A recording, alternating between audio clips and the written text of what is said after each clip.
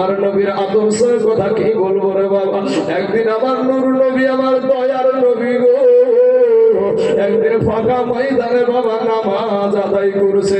এমন সময়তে ওই কাফের বেদিন আবু জাহিল, ওই আবু জাহিল বাবা নবীকে দেখার পর একটা গাছের আড়াল থেকে, ভাই আপনার নবী, ভাই গো আপনার নবী, আমার নবী, তো জাহানের বাদশাহ নবী, ওই নবী যখন সেজদায় যাবে বাবা, এমন সময়তে ওই কাফের বেদিন আবু জাহিল একটা গাছের আড়াল থেকে বাবা একটা পাথর নিয়ে আমার নবীর দিকে ছুঁড়ে মেরেছে।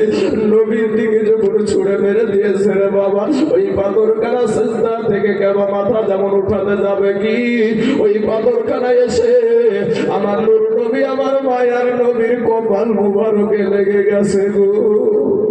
আমার নবীজির কপালে লেগে গেছে। আমার দয়ার নবীজির মা ছিল না, বাবা ছিল না বাবা। মায়ের গর্ভে থাকতে বাবাজি আমার নবীজির বাবা হারায়া গিয়েছে। তার 6 বছর বয়সে তার আমা জননী দুনিয়া থেকে বিদায় নিয়ে চলে গেছে। কবি বলছেন বাল্যকালে এ মা বাবা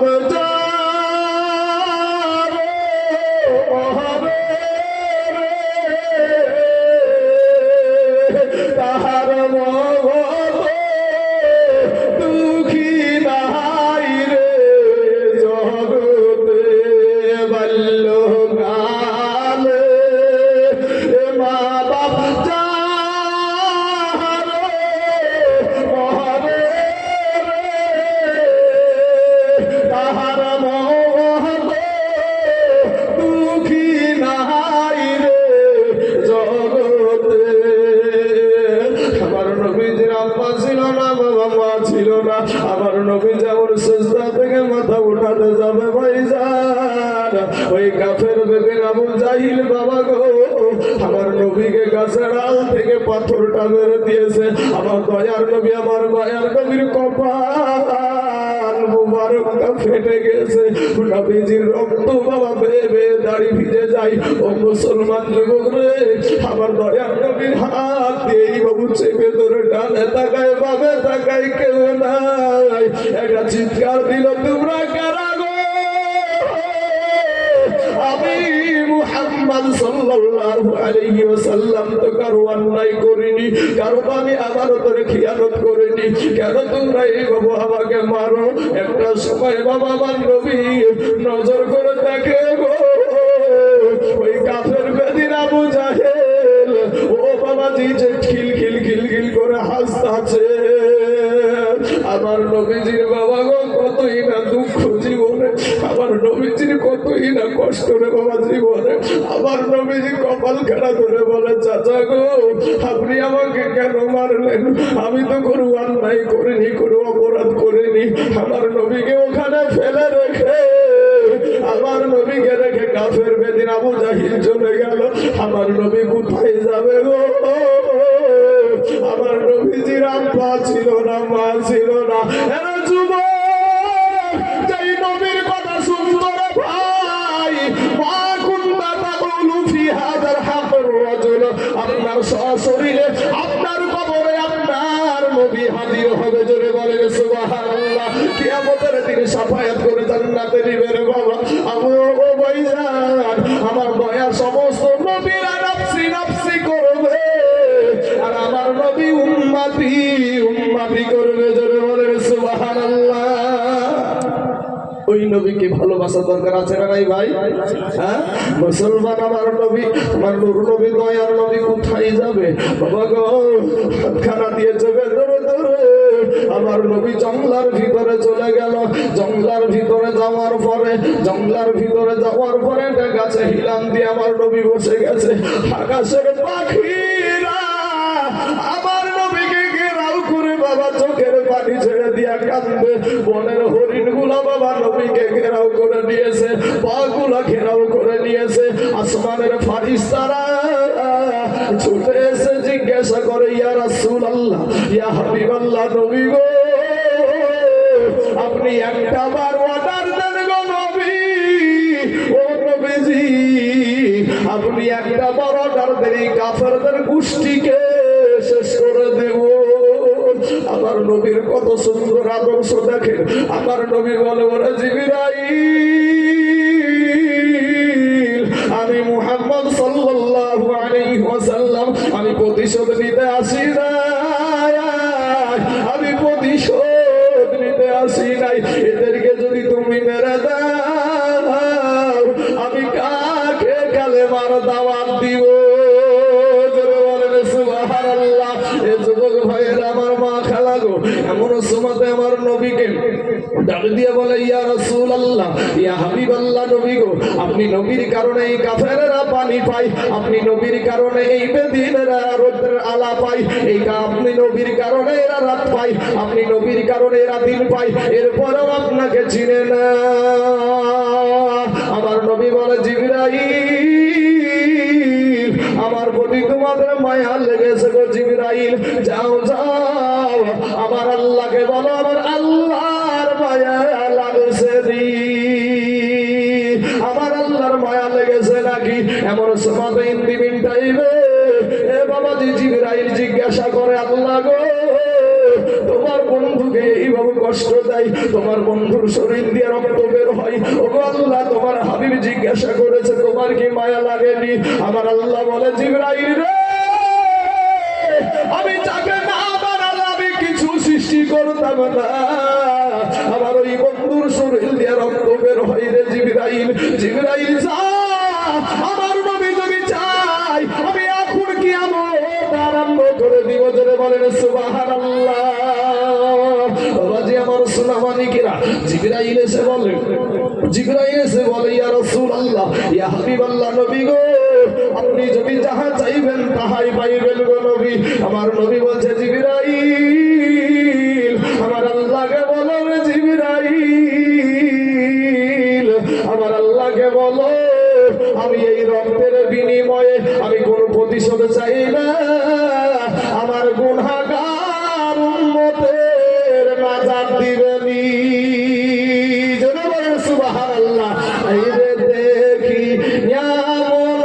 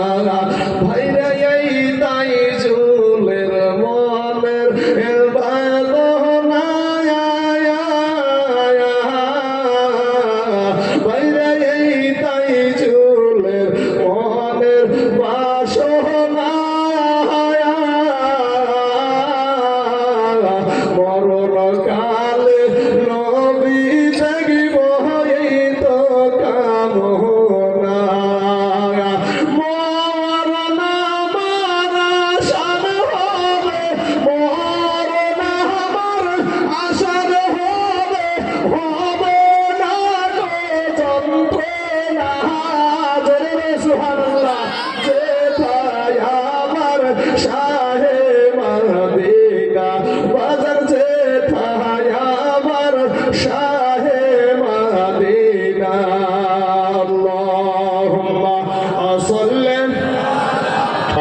সাইয়্যিদিনা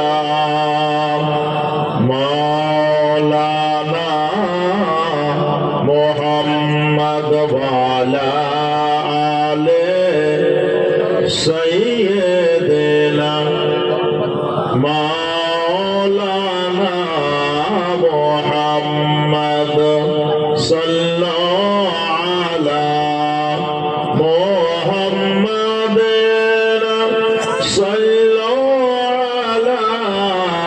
मोहम्मद हरदम ज़बान से निकालो पाक नाम मोहम्मद हरदम ज़बान से निकालो शफीआना मोहम्मद सल्लल्लाहु अलैहि वसल्लम।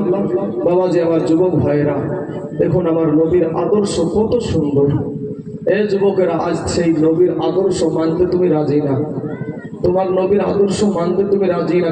বলছো আমরা নবীকে ভালোবাসি, আল্লাহকে ভালোবাসি, কিন্তু আল্লাহর যেটা বিধান, নবীর যেটা আদর্শ, এই আদর্শ তুমি আজ পোশাক পরেছো। কোন নায়ক কেমনি ভাবে পোশাক পরে, কেমন ভাবে চুল কাটে, সেইটার দিকে তুমি নজর দাও। কিন্তু তোমার যে ইসলামিক পোশাক তুমি সেটাকে আজ বৃদ্ধা আঙ্গুলি দেখাচ্ছ। যুবক ভাইয়েরা কোন নায়ক কিভাবে চুল কাটছে এটার দিকে তোমার নজর। এমনও কিছু পুরুষ আছে ভাই, এমনও কিছু পুরুষ আছে যে এমন প্যান্ট পরে যে বসে পেশাব ফিরবে এর কোনো রাস্তা নাই। এরকম আছে না নাই ভাই? হ্যাঁ, ও যে বসে সুন্নাতি ভাবে বসে পেশাব করবে এরকম কোনো রাস্তা ওই যুবকের নাই। কিন্তু ভাই গো কি হবে, কয়েকদিন পরেই তো মরবা তুমিও, তোমাকেও তো একদিন রেখে আসবে কবরে। মাত্র 3খানা কাফন তোমাকে দিবে, আর আমার মা খালাদেরকে দিবে 5খানা, এর বেশি না ভাই। যুবকেরা আজ আলেম ওলামাদের ডাক করলে তোমরা আসতে চাও না, মসজিদে আসতে চাও না, আজ মাদ্রাসায় তোমার সন্তানকে শিক্ষা দিতে চাও না। আজ সন্তানের হাতে তুলে দিয়েছো ভাইরে মোবাইল, তোমার সন্তান ফেসবুক চালায়, তোমার ছোট্ট বাচ্চা ফেসবুক চালায়। কিন্তু যত যুবক ভাইয়েরা এখানে মোবাইল চালান, ইন্টারনেটে যে সমস্ত মোবাইলগুলো আছে, এই সমস্ত মোবাইলগুলো বলেন তো ভাই, ফেসবুকে কি শুধু ভালো ছবি আসে?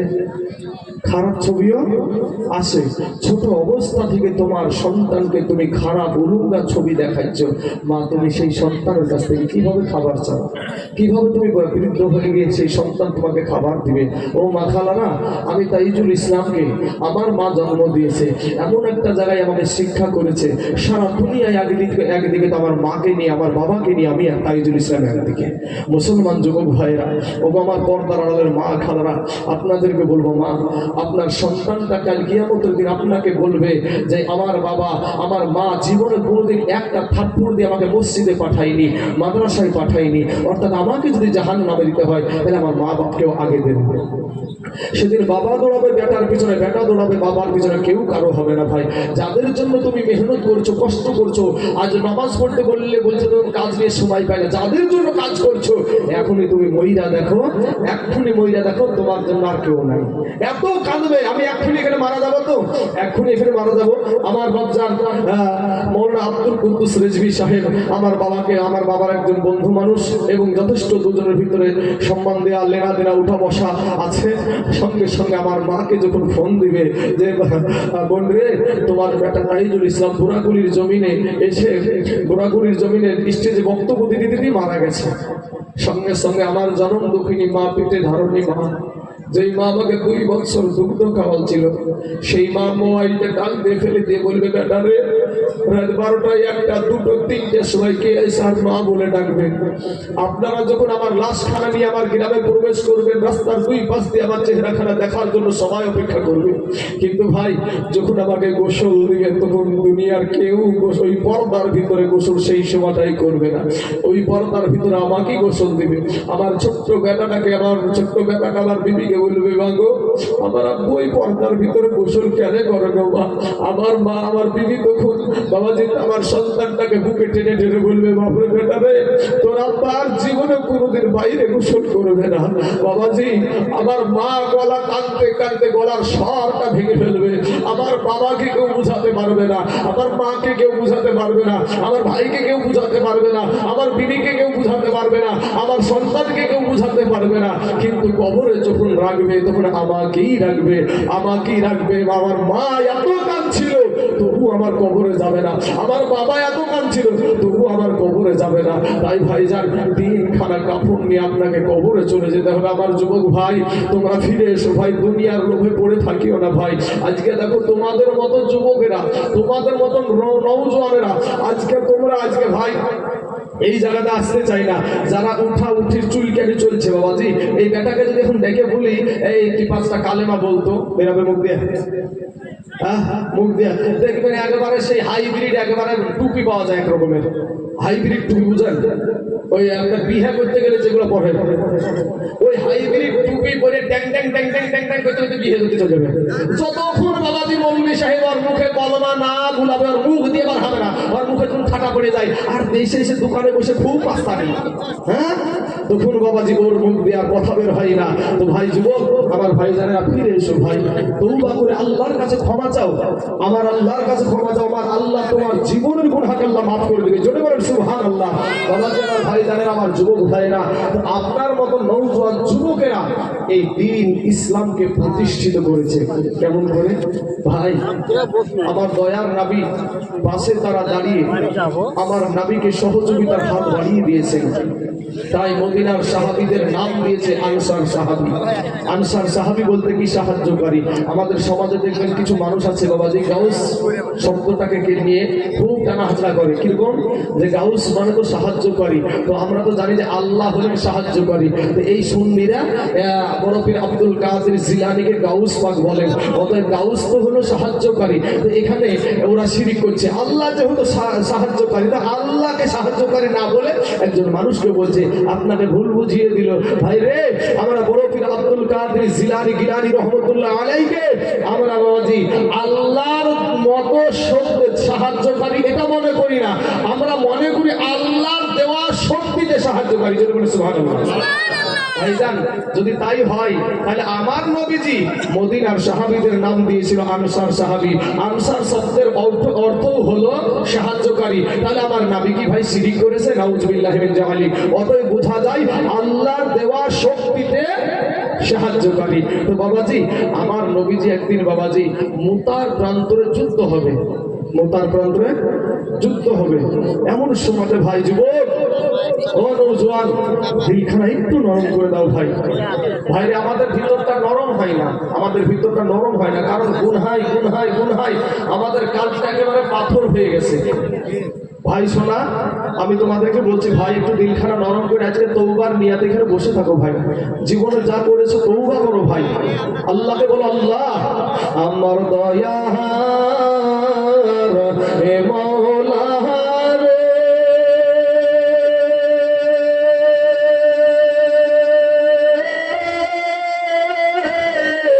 আমার মায়ার মাহবুব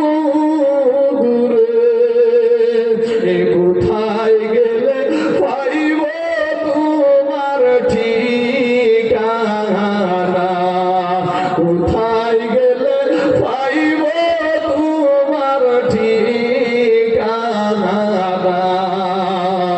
তোমাকে পাইবার আশে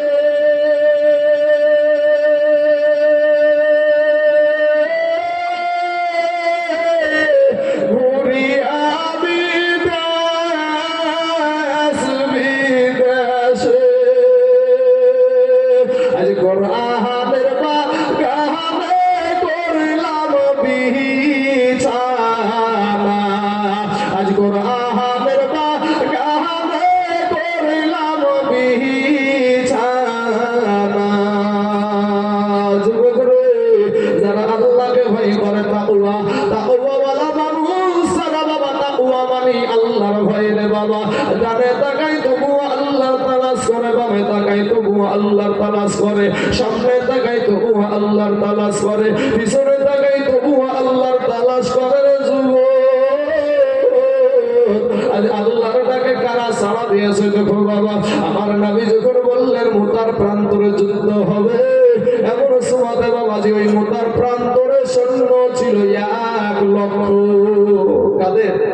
কাফেরদের সৈন্য ছিল 1 লক্ষ। আর আমার নবী বানালেন মাত্র 3000, মাত্র 3000। এই 3000-এর ভিতরে আবার 3 জনকে বাবাজি সেনাপতি বানালেন। তারপরে বলেন কোথায় আমার পালক পুত্র যায়েদ দাঁড়িয়ে যাও, নবীজির পালিত পুত্র, কোথায় আমার পালক পুত্র যায়েদ দাঁড়িয়ে যাও। সঙ্গে সঙ্গে বাবাজি লাব্বাইক ইয়া রাসূলুল্লাহ বলে দাঁড়িয়ে গেলেন। তারপরে বলছেন কোথায় আমার চাচাতো ভাই জাফর বিন আবু তালিব দাঁড়িয়ে যাও, সঙ্গে সঙ্গে বাবা দাঁড়িয়ে গেলেন। তারপরে বলছেন কোথায় আমার সাহাবী আব্দুল্লাহ ইবনে রাওহা দাঁড়িয়ে যাও, সঙ্গে সঙ্গে বাবা দাঁড়িয়ে গেলেন। বলে তোমরা 3 জনে বাড়িতে চলে যাও, বাড়িতে সালাম করে এসো। বাবাজি এই যুবকেরা ভাই, যুদ্ধের ময়দানে সেনাপতি লাগে 1 জন, আমার নবী বানায় আছেন 3 জন। এখান থেকে বোঝা যায় যে এদের 3 জনের ভিতরে 1 জনও বাড়ি ফিরবে না। কারণ তাহলে 1 জনই বানাতেন নবী, 3 জন কেন বানালেন? তো নবীজি জানেন যে এরা কেউ বাড়ি ফিরবে না। যে বিষয়টা গাইবের বিষয়টা আমার হুজুর বলছিলেন, কি এটাই বলছিলেন যে নবীজি গাইব জানেন কিনা। বাবা গাইব হলো 2 প্রকার, একটা হলো গাইবে জাতি, একটা হলো গাইবে আতাই। গাইবে জাতি যেটা ওটা আল্লাহ ছাড়া কেউ জানে না, আর গাইবে আতাই যেটা সেটা আল্লাহর দানকৃত গাইব। আল্লাহ যাকে জানাচ্ছেন সেই গাইব জানেন। আমার বাপ আমাকে জমি দিয়েছে, সেই জমি মালিক আমি না অন্য কারণে। ভাই কথা বলেন না, কারণ আমার জমি, আমার বাপ আমাকে জমি দান করে দিয়েছে, তো বলেন সেই জমির মালিক আপনি না আমি? নিশ্চয় আমি নাকি? হ্যাঁ, সূরা জিন সূরার 26 এবং 27 নম্বর আয়াত, আলিমুল গায়বি ফালা ইযহিরু আলা গায়বিহি আহাদান ইল্লা মান ইরতাদা মির রাসূল। আল্লাহ গায়ব কাউকে জানেন না, ইল্লা তবে মান ইরতাদা মির রাসূল, তার মনোনীত রাসূলদেরকে জানায়। জোরে বলেন সুবহানাল্লাহ। ভাই শোনা, আমার আল্লাহ জানিয়েছেন। গায়ব কাকে বলে? গায়ব তাকেই বলা হয় পঞ্চ ইন্দ্রিয় দ্বারা যেটা অনুধাবন করা যায় না সেটাকে বলা হয় গায়ব। পঞ্চ ইন্দ্রিয় বলতে কি বোঝায়? ভাই চোখ দিয়ে যেটা দেখা যায় না, নাক দিয়ে যেটা সেন্ট পাওয়া যায় না, জিহ্বা দিয়ে যেটা স্বাদ পাওয়া যায় না, ত্বক দিয়ে যেটা ত্বক দিয়ে যেটা রকমের আপনার অনুধাবন করা যায় না, এরকম 5টা জিনিস থেকে অদৃশ্য থাকার নামই হলো গায়ব। অদৃশ্য থাকার নামই হলো গায়ব। আপনারা আমরা জানি, সবাই বলি নবী নবী। নবী শব্দের আবিধানিক অর্থই হলো গায়বের সংবাদদাতা। জোরে বলেন সুবহানাল্লাহ। ভাই আপনারা বলবেন কি করে? নবী শব্দের আপনি যদি ডিকশনারি দেখতে যান তাহলে আপনি দেখবেন যে ওখানে লেখা আছে সংবাদদাতা। সংবাদদাতা। এখন আপনি ভাই বিবেক নিয়ে একটু চিন্তা করেন তো, সংবাদদাতা যদি নবী হয় তাহলে টেলিভিশন ওয়ালারাও সংবাদদাতা। আচ্ছা, টেলিভিশন দাতারও সংবাদদাতা, তারপরে আপনার রেডিও পত্রিকা এরাও কিন্তু সংবাদদাতা। তাহলে এরা নবী না? এরা নবী না বাবাজি। তাহলে ইসলাম ধর্মের আলোচক যারা, অর্থাৎ বক্তা আলেম ওলামা যারা, তারা নবী। তাহলে আমরা নবী হয়ে যাবো। নাউযুবিল্লাহি মিন যালিক বাবাজি। তাহলে বোঝা যায় গায়বের সংবাদদাতার নামই হলো নবী। জোরে বলেন সুবহানাল্লাহ। ভাই যুবক, আমি আর কোনো দিকে যাবো না ভাই, আপনাদেরকে একটা আপনাদের বুক ফাটা একটা কান্নার ওয়াজ আপনাদের সম্মুখে আমি নিয়ে এসেছি। ভাই শোনা, এই যায়েদ সঙ্গে সঙ্গে দাঁড়িয়ে বলছেন ইয়া রাসূলুল্লাহ, ইয়া হাবিবাল্লাহ, নবী গো, আমার দয়ার নবী আমাকে যুদ্ধের ময়দানের সেনাপতি বানায়া দিয়েছে গো নবী। আমার গো বাড়িতে যাওয়ার কোনো প্রয়োজন হবে না। আমার মা আয়েশা সিদ্দিকা রাদিয়াল্লাহু তাআলা আনহা বাড়িতে বসেই শুনতে পেয়ে যাবে। এবার বাবা জাফর বিন আবু তালিব চলে গেলেন বাড়িতে। বাড়িতে যাওয়ার পরে বিবিকে সালাম দিয়ে বলে, বিবি রে, ওরে আমার বিবি, আমি তোমার সঙ্গে এতদিন ঘর সংসার করছি গো বিবি, হয়তো আমি তোমার কোনো হক আমি আদায় করতে পারি নাই গো বিবি। বিবি গো, তুমি আমাকে মাফ করে দিও। আমার দয়ার নবী আমাকে যুদ্ধের ময়দানের সেনাপতি বানায়া দিয়েছে। আমার ওই জাফর বিন আবু তালিবের বিবি বাবা আল্লাহর দরবারে দুইখানা হাত উঠায়া বলে আল্লাহ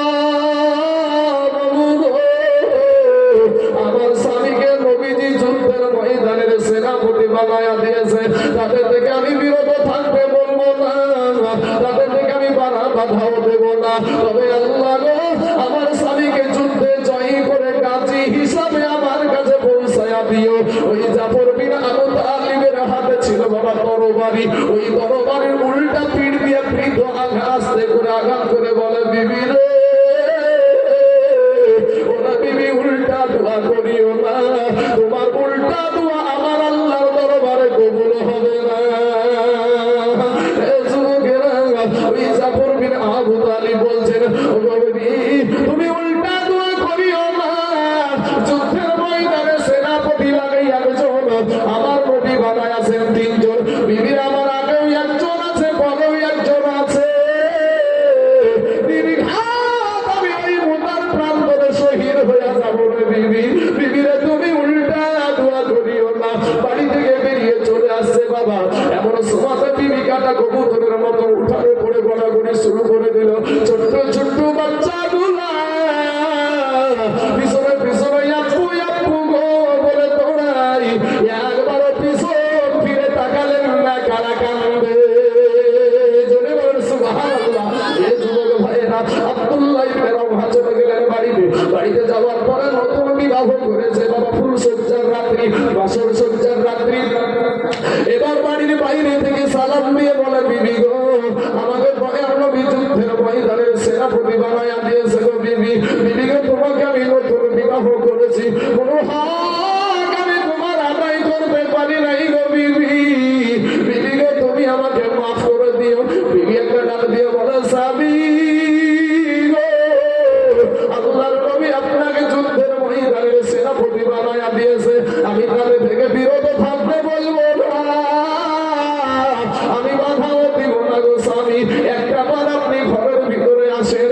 এবার স্বামী বলে বিবি রে খোদার কসম কিনা বলি রে বিবি আমি ঘরের ভিতরে যাব না, আমি যদি ঘরের ভিতরে যাই তোমাকে দেখলে আমার মনে প্রেম জাগবে, ভালোবাসা জাগবে। বিবি একটা ডাক দিয়ে বলে স্বামী গো খোদার কসম কিনা বলি গো স্বামী আপনি যদি ঘরের ভিতরে আসেন আপনাকে কোনো প্রেম নিবেদন করবো না, কোনো ভালোবাসা নিবেদন করবো না, আমি একটা নজর শুধু আপনাকে দেখে রাখতে চাই, নতুন বিবাহ হয়েছে ভালো করে দেখতে পাই নাই, আমি কিয়ামতের মাঠে জানো আপনাকে স্বামী রূপে চিনে নিতে পারি। যাবে বলেন সুবহানাল্লাহ। স্বামী ডাকে দিয়ে বলো বিবি রে তুমি যদি ধৈর্য ধারণ করে দুনিয়া করতে পারো কিয়ামতের মাঠে নয় আমার আল্লাহ জান্নাতের ভিতরে তোমাকে আমাকে স্বামী স্ত্রী হিসাবে পরিচয় করায়া দিবে। যুবক ভাই দিলখানা নরম করো, তোমার প্রান্তরে যুদ্ধ শুরু, এমন অবস্থায় সাঈদকে আপনার ঘেরাও করে ফেললো, সাঈদকে বাবা ঘেরাও করে ফেললো। ও যুবক ভাই তোমার মতো তারাও ছিল নওজোয়ান যুবক, ওই যুবক সাঈদ আপনার কলা গাছড়া করতে করতে একটা সময় সাঈদ আপনার শহীদ হয়ে গেল। এমন সময় দ্বিতীয় সেনাপতি যার নাম হলো জাফর বিন আবু তালিব বাবা, ওনার হাতে আপনার তরবারি, ওই তরবারি দিয়ে একেবারে পালাঘাত ছুড়া করে ছুটতে ছুটতে যুবক একটা সময় জাফর বিন আবু তালিবের হাতে বাবা আঘাত করে দিল, হাতখানা কেটে পড়ে গেল। দ্বিতীয় হাতে যখন আঘাত করল রে বাবা, দ্বিতীয় হাতখানাও বাবা যে আঘাত কেটে পড়ে গেল। পাশের একজন সাহাবীকে দুইজন সাহাবীকে ডাক দিয়ে বলে ও আল্লাহর নবীর সাহাবী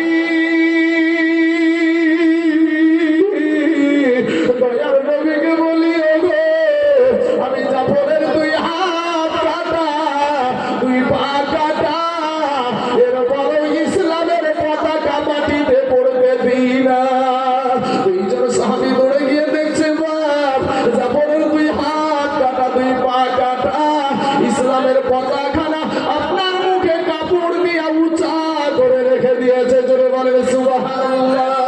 যুবক ভাইরা রে আমার, আজকে আপনাদেরকে আমি হাত কাটতে বলবো না, আপনাদেরকে আজকে আমি বাবাজি পা কাটতে বলবো না, আজকে যুদ্ধ করতে বলবো না। আপনাদের দেশের সম্মান, আপনাদের দেশের ইজ্জত রে বাবা, এই মিসকাহুল উলুম মাদ্রাসা, হাফিজিয়া মাদ্রাসা, এ যুবক ভাই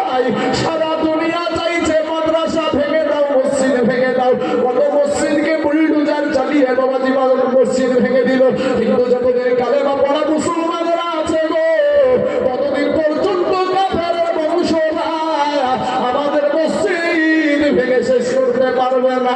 এর বাবাজি সারা দুনিয়া চাইছে মাদ্রাসা ভেঙে দাও, মসজিদ ভেঙে দাও, কোরআন পুড়িয়ে দাও। ওরে যুবক ভাই, আসল ভাই যান, আমি আপনাদেরকে বেশি কথা বলবো না, আমি